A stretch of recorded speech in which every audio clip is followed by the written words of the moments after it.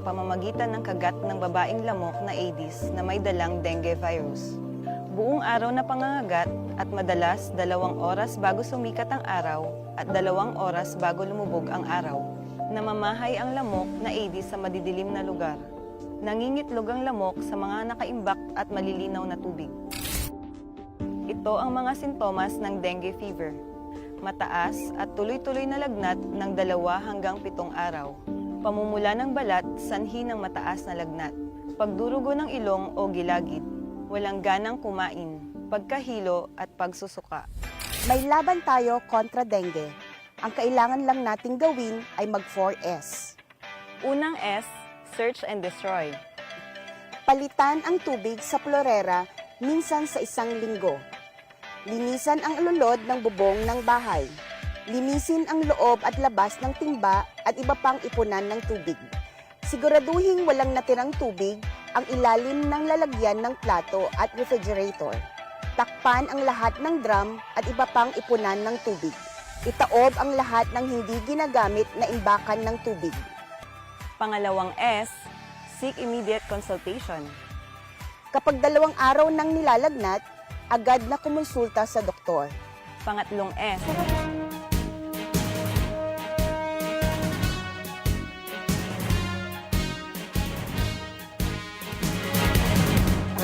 Maaksyong umaga po sa inyong lahat mga ka-aksyon. Ngayon po ay araw ho ng Martes, Hulyo 28, 2020.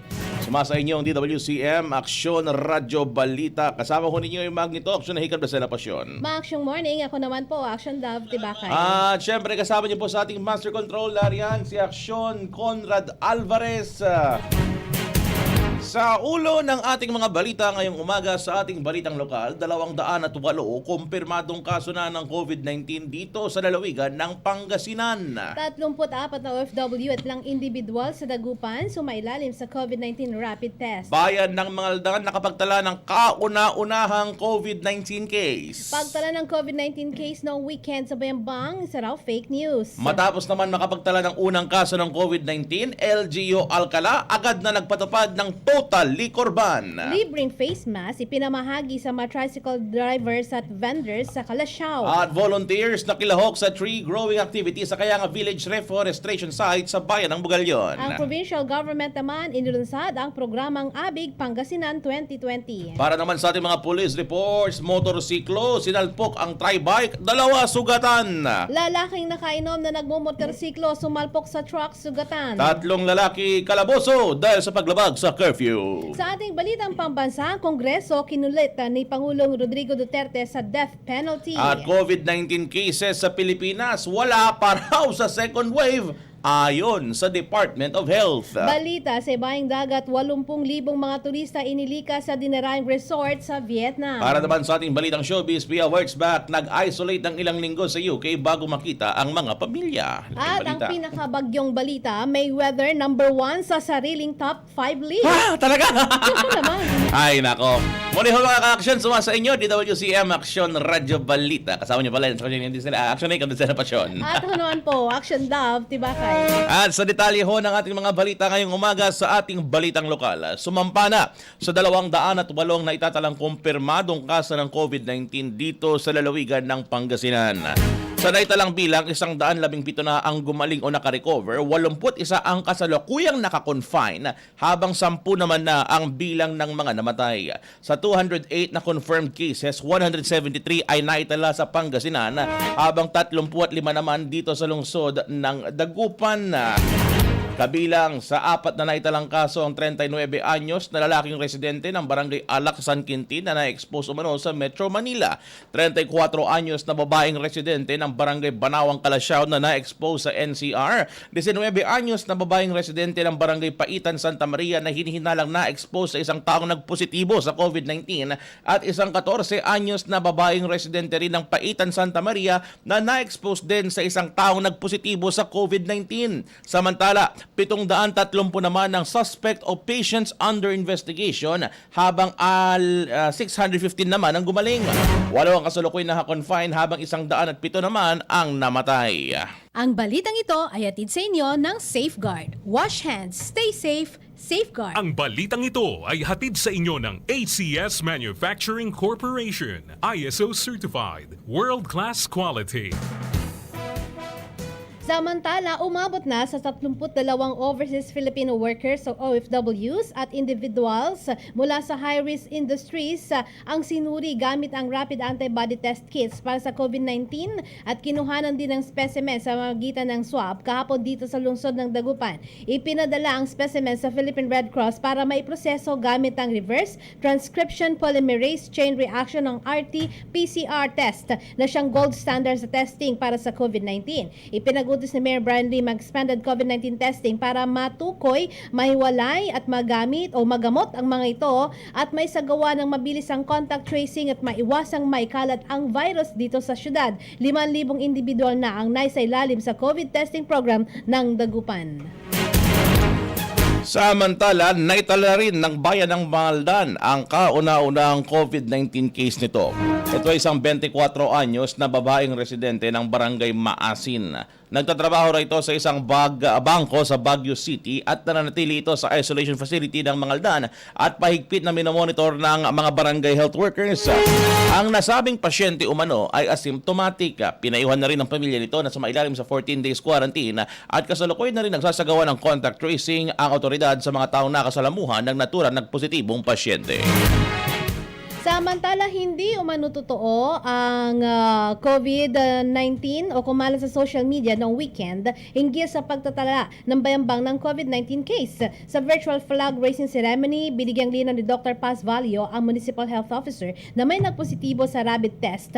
Ngunit nang isailalim to sa test ng Rural Health Unit ay negatibo ito sa virus. Bagamat nag-negatibo ay nag-quarantine pa rin ito. Dagdag ni Valio, kanilang isinasagawang RT-PCR test dahil naka-schedule na operahan sa isang ospital sa San Carlos City ang nasabing individual. Kasabay nito na nawagan ng Municipal Health Officer na huwag magpakalat ng pekeng balita. Aniya, kung sakaling may maitalang positibong kaso sa kanilang bayan ay ang alkalde ang siyang gagawa ng pahayag. Hindi umano dapat maniwala sa kung sino-sino ang publiko. Dagdag nito, upang hindi magdulot ng alarma, maaari umanong dumiretso sa tanggapan ng RSU para magtanong hinggil sa COVID-19 status. Tiniyak nito na sa ngayon ay walang active case ng COVID-19 sa bayan ng Bayambang. Samantala, wala din daw posibilidad na isailalim sa lockdown ng naturang bayan taliwas sa kumakalat sa Facebook na nagdulot ng panic buying sa mga residente. Samantala, pinapatupad ngayon ng lokal na pamahalaan ng Alcala ang total liquor ban. Sa kautosan ay pinalabas ni Mayor Jojo Callejo, 2 linggo ang implementasyon ng naturang liquor ban sa lugar. Ito ay matapos na matuklasan na ang unang positive case nila ng COVID-19 ay lumabag sa 14 days quarantine. Lumabas at nakipag-inuman pa nga sa mga kaibigan sa iba't ibang okasyon. Ang ginawa umano nito ay naglagay sa alanganin sa kanyang mga naging kainuman, kanilang pamilya at posibleng magdulot pa ng local transmission ng COVID-19. Inatasan na ng otoridad ng mga pulis at mga barangay officials sa tiyaking may papatupad ang kautosang ito. Samantala, namahagi naman si Kalasyaw Mayor Joseph Arman Bauzon ng libreng face mask sa mga tricycle driver, mga vendors sa pamilyang bayan. Layunin ng nasabing aktibidad na ito na maprotektahan ng mga benepisyaryo laban sa nakamamatay na COVID-19 at mapabagal ang pagkalat ng nasabing sakit. Kasama ng alkalde sa pamahagi ng libreng face mask, sina Police Lieutenant Colonel Joseph Fajardo Jr., Hepe ng Kalasyaw PNP at Public Order and Safety Office Chief Reynaldo Bugayong. Kasabay nito, mariing pinaalalahanan ng publiko na sumunod sa minimum health protocols tulad ng tamang pagsusot ng face mask, pagsunod sa social distancing upang maiwasan na mahawa sa sakit. Batay sa pinakuling tala, mayroong 6 na kumpirmadong kaso ng COVID-19 sa bayan. Samantala naman mga ka-aksyon, tuloy-tuloy pa rin tayo sa ating balitaan. Patuloy ang suporta at ang paglago ng Adapt a Mountain Project ni Governor Amado Pogi I. Espino III. Matapos na rin ng mga empleyado ng PDRRMO at Penro ay nagtanim ng iba't ibang tree seedlings sa Kayanga Village Reforestation Site. Ayon kay Penro OIC Nathaniel Pulido, marami umanong volunteers na nagtatanim sa lugar dahil na-appreciate nilang Adapt a Mountain Project ni Espino. At maski anya may COVID-19 ay patuloy pa rin daw ang programa at ang mahalaga raw ay sumusunod sa health protocols. Ang reforestation site ay regular na binibisita ng mga empleyadong nasa ilalim ng Environmental and Natural Resources Office ng lalawigan na silang naniniguradong lalaki ng maayos ang mga tanim. Nasa 1,500 seedlings ang itinanim sa lugar na kinabibilangan ng nara, kasoy, akasya at ng duhat. Dagdag pa niya na ang mahalaga sa aktibidad na ito ay maipakita sa mga Pangasinense na sincero daw ang provincial government sa pagtatanim, pag-aalaga at pagprotekta sa kapaligiran, kaya naging ideya raw ito ni Espino. Samantala, sinabi naman ni PDRMO Head Rodin Lucien Varoro na malaking tulong ang tree planting activity para sa disaster preparedness ng probinsya. Magugunit ang inendorso ng Provincial Board ang adoption ng Kayang Reforestation Site para sa nasabing proyekto ng probinsya noon pang taong 2017, 3 years ago. Matapos aprobahan ng Memorandum of Agreement sa pagitan ng Provincial Government ng Pangasinan at ng DENR. Sa ngayon, nasa 85% ng 20 hectares sa Kayang Village Reforestation Site ay nataniman na ng iba't ibang fruit-bearing trees. Pinahintulutan naman ng DENR ang pakiusap ng Provincial Government na mabigyan ng 100 hektarya ng lupa sa Bugalyon, 10 hektarya ng lupa sa Mabini at 50 hektarya ng lupa sa Umingan para sa reforestation projects ng naturang departamento. Samantala, inilunsad naman ng provincial government ng Pangasinan sa ilalim ng pamumuno ni Governor Amado Espino III ang kauna-unahang Abig Pangasinan Project, ang karagdagang pangkabuhayan. Isa itong komprehensibong rehabilitation project ng lalawigan na ginanap sa mga Terem Public Plaza. Ang Abig Pangasinan 2020 ay bilang tugon sa COVID-19 pandemic na labis na nakaapekto sa socio-economic ng lalawigan. Napili bilang unang recipient ng Abig Pangasinan Project sa ilalim ng karagdagang pangkabuhayan ang mga Terem Persons with Disabilities Association.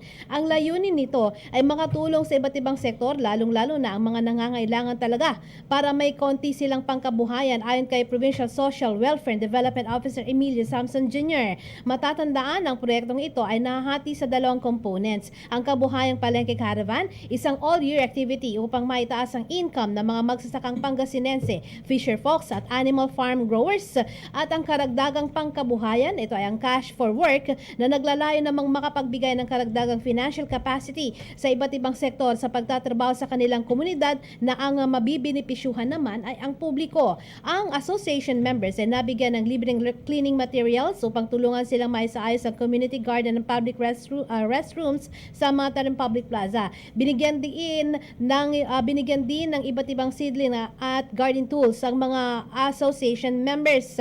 Ang mga recipients ay bibigyan din ng 400 piso kada araw bilang kanilang sahod.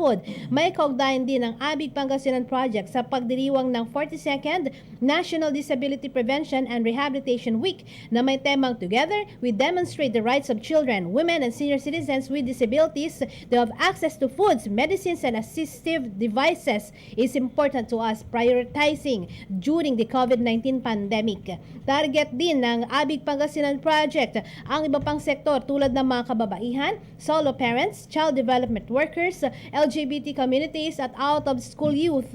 Maglalaan ng PSWDO ng 2.7 million pesos para sa nasabing proyekto na gagamitin mula July hanggang December 2020. Ngayong linggong ito, pupuntahan ng provincial government ang bayan ng San Fabian para sa panibagong batch ng Abig Pangasinan Project activity.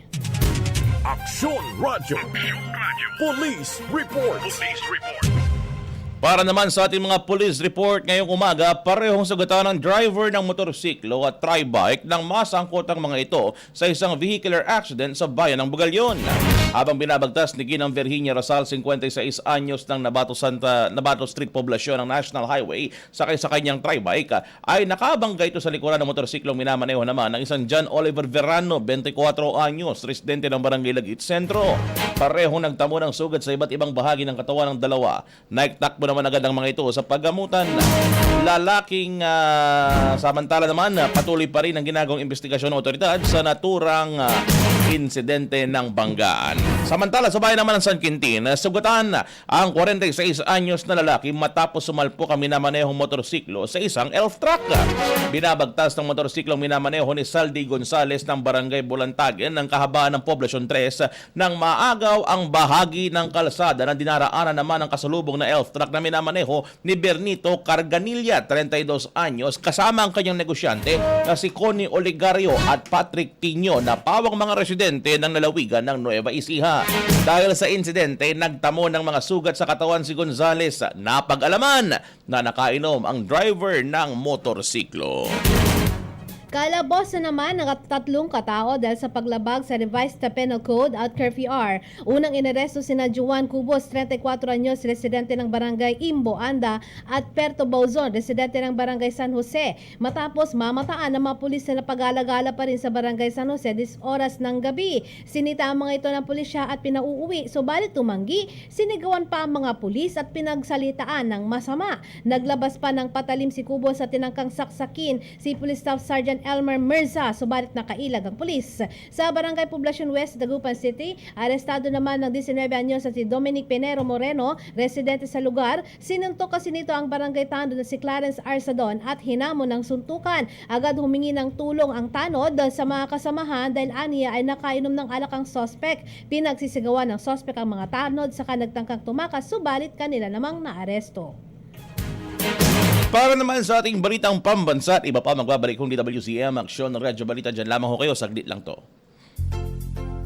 Ang Central Pangasinan Electric Cooperative o Sintelco ay patuloy na nagbibigay ng paalala sa mga consumer hinggil sa kalagayan ng serbisyo ng kuryente na kung mababa ang voltahe at kung may biglang pagkawala ng supply ng kuryente sa inyong mga lugar, agad itong ipagbigay alam sa punong tanggapan ng Sintelco sa San Carlos City o itawag sa telephone number 532-2222. Ang paanyaya ay mula sa Sintelco Board, Management and Staff. Ang tubig ay buhay. Pangalagaan natin ito. Panatilihing malinis at maayos ang daloy nito. Ang mensaheng yan hatid sa inyo ng Binmalay Water District. Kung meron man kayong alam na mga illegal na connection o mga tumatagas na tubig mula sa kanilang tubo, ipagbigay alam sa kanilang tanggapan. Sa Luna Street, Poblasyon, Binmalay, Pangasinan, sa likuran lamang ng Municipal Public Auditorium o itawag sa telepono 540-0054 o 540-0058. Binmalay Water District.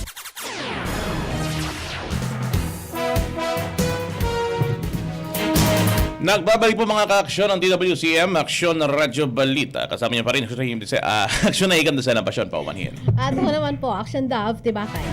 Para naman sa ating balitang pambansa, muling inulit ni Pangulong Rodrigo Duterte na nais daw niyang ibalik ang death penalty sa pamamagitan ng lethal injection. Sa kanyang ikalimang State of the Province o State of the Nation address kahapon, sinabi ni Duterte na nais daw niyang ipataw ang parusang kamatayan sa mga krimen na may kinalaman umano sa illegal na droga. Ikinumpara na rin ng Pangulo ang problema ng illegal na droga sa Pilipinas, sa Colombia at Mexico. Aminado ang Pangulo na patuloy daw ang negosyo ng illegal na droga sa bilibid.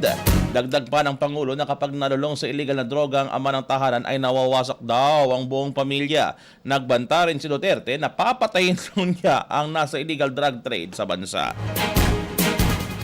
Samantala, sa gitna naman ang kinakaharap na problema ng bansa tungkol sa COVID-19, sinabi ng Pangulong Rodrigo Duterte, mas mahalaga ang buhay kaysa ibang bagay. Sa kanyang ikalimang State of the Nation address sa Sana, sinabi ng Pangulo na mas binibigyan niya ng prioridad ang buhay kaysa sa ibang sinasabi ng mga eksperto. Kabilang sa agad na pinasalamatan ng Pangulo ang mga frontliners na lumalaban sa COVID-19. Binanggit din ng Pangulo na nakikidalamhati ang gobyerno sa pamilya ng mga nasawi dahil sa virus. Aniya, nasa magulong panahon ngayon ng bansa dahil sa virus na naging dahilan kaya nahinto ang pangarap na pag-unlad. Hindi raw exempted sa virus sa mga mayayaman at mahihirap. Nagpahayag ng Pag-asa si Duterte na matutuklasan na ang vaccine sa lalong madaling panahon. Nilinaw din ng Pangulo na hindi pa rin niya papayagan ang face-to-face na klase ng mga estudyante hanggat hindi na didiskubre ang vaccine. Isiniwalat din ni Duterte na kinausap niya si Chinese President Xi Jinping kaugnay sa COVID-19, 4 na araw nang nakalilipas at umampila siya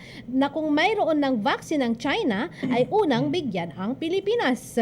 Samantala, umapila ang Pangulo sa Kongreso na ipasa ang Bayanihan to Recover as One tulad ng ginawa nilang pagpasa sa Bayanihan to Heal as One Act. Sinabi rin ni Duterte na dahil sa mga ginawa ng gobyerno, naiwasan na umabot sa 1.3 million hanggang 3.5 million ang may impeksyon. Pero inamin ng Pangulo na nahirapan ang gobyerno sa pagpapatupad ng Social Amelioration Program o SAP, kasabay ng babala sa mga oportunista na nagpabagal sa pagpapatupad ng programa. Pinaimbestigan din niya sa DSWD at DILG ang reklamo ng ilang driver na hindi nakatanggap ng kahit anong tulong mula sa gobyerno. Pinasalamatan din ni Duterte ang mga local government units o LGUs dahil sa kanilang sariling aksyon na labanan ng COVID-19. Bait talaga ng China sa atin, no? Anyway, mga ka-aksyon, eto, makinig kayo ng mabuti, hindi pa raw sumasapit sa second wave ng COVID-19 ng Pilipinas sa kabila ng patuloy na pagtaas ng mga kaso na itatala ayon sa Department of Health. Inamin naman na Vergere ang patuloy na pag-akyat ng numero ng mga nahawa ng virus lalo na sa NCR region kasunod ng pagluwag sa mga protocols upang mabuksan na rin ang ekonomiya ng bansa. Ayon kay UP Professor Ranjit Ray, miyembro ng UP Octa Research Group, kailangan munang mababa o ma-flatten ang kaso ng COVID-19 sa bansa o matapos ang unang wave bago magkaroon ng second wave. Hindi pa raw ito nangyayari sa Pilipinas dahil hindi pa naman daw nagfa-flatten ang curve. Maaalala na noong buwan ng Mayo, sinabi ni Health Secretary Francisco Duque III na nasa second wave na raw ang Pilipinas dahil sa kinonsidera nila na first wave ang unang 3 dayuhang Chino na dinapuan daw ng virus. Itinama naman agad siya ng Malacanang makaraang dumugin ang sekretary ng mga batikos. Samantala naman mga ka-aksyon, para naman sa ating balita sa ibayong dagat, kinilikas ng Vietnam ang nasa 80,000 mga tao na karamihan ay mga turista mula sa isang sikat na resort ng Da Nang matapos magpositibo sa COVID-19 ang 3 residente doon. Ayon kay Prime Minister Nguyen Xuan Phuc, ito ang kanilang ginawang hakbang para hindi na kumalat pa ang nasabing virus. Ito ang unang pagkakataon na nakapagtala sila ng bagong kaso ng coronavirus sa loob ng 100 araw sa Vietnam. Isa umano sa pasyente ay 57 anyos na lalaki na bumiyay sa ibang bansa at naninirahan sa Da Nang sa nakaraang mga buwan. Hinilang naman ng Prime Minister na malawakang testing sa lugar, gayon din ang contact tracing. Dinarayo kasi ng mga turista ang Da Nang kung nasaan nasa 8.7 milyon na turista ang bumibisita sa tulong lugar kada taon. Aksyon Radyo. Showbiz Balita.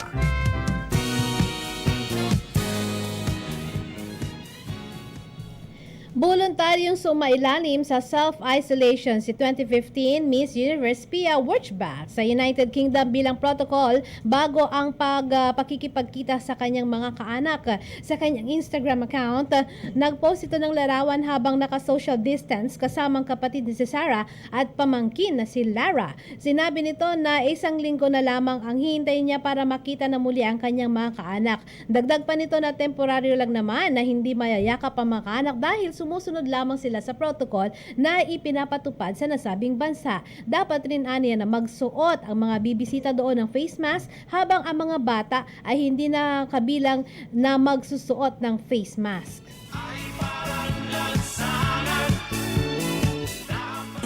Aksyon Radyo. Sports News.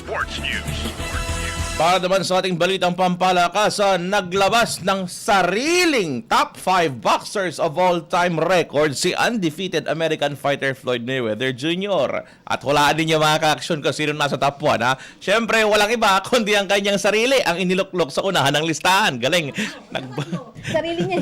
Nagbuhat ng sariling bangko tong pasok din. Ito mga ka-aksyon. Sa number 2, si Pernell Whitaker. Number 3 naman si Roberto Duran. At number 4 naman si Larry Holmes. At number 5 si Aaron Pryor. Kapansin-pansin mga ka-aksyon na walang ilang world-class legendary boxers gaya ng mortal nitong karibal na si 8-weight division world champion pwede pero depende Manny Pacquiao. Inistab din ni Mayweather si 3-time heavyweight champion Muhammad Ali. May paliwanag mga ka-aksyon si Mayweather sa pagkakasibak ni Ali sa listahan. Believe daw si Mayweather kasi kay Holmes na nahawakan ng World Boxing Council heavyweight crown mula 1978 hanggang 1983 at IBF title mula naman 1983 hanggang 1985.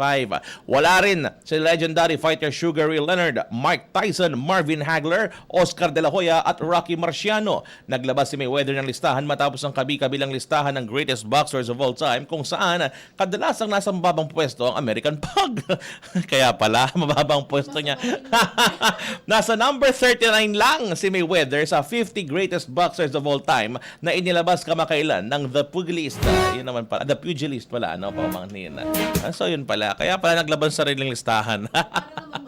Ay, nako. Anong tawag doon? Okay. Anyway, mga ka-aksyon, bago tayo magpaalam, kaway-kaway muna tayo sa ating mga viewers and listeners.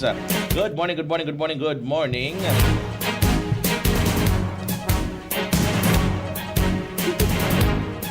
Eto, batiin ko na, teka lang muna na ako. Si, of course, Mel Arquines, dyan po sa may Santa Barbara, Arquines family. Good morning po sa inyo. Si Boss Nathaniel Hobero, na pinabalik ng SSS dahil number 0 yung kanyang dulo ng SSS number. Sa coding, sa Friday pa siya. Oo, Friday ang transaction mo, sir. Good morning din kay Boss Aris Kakbay, dyan sa may Dagupan PNP. Mamaya, happy ka na dyan, Chip. Ingat ka dyan. Of course, si Action Violet Valenspinar, good morning. Kay Boss Jose Edwin Tando, good morning. Kay Rustan Miner Tando, good morning. And of course, si Loy Siva na nandyan sa may Papua New Guinea sa e-book store. Good morning po sa inyo. And sa ating watch party, good morning kay Tita Julie, kay Argel Rota, ang pinakagwapong nilalang dyan sa may bayan ho ng mga Taram. Argel, gandang umaga sa iyo. Kay Ate April Colombino Biasan, good morning. And of course, yung mga ka-action natin nakikinig po sa atin. Pero ikaw muna, Action Dab. Maksyong morning muna, sir.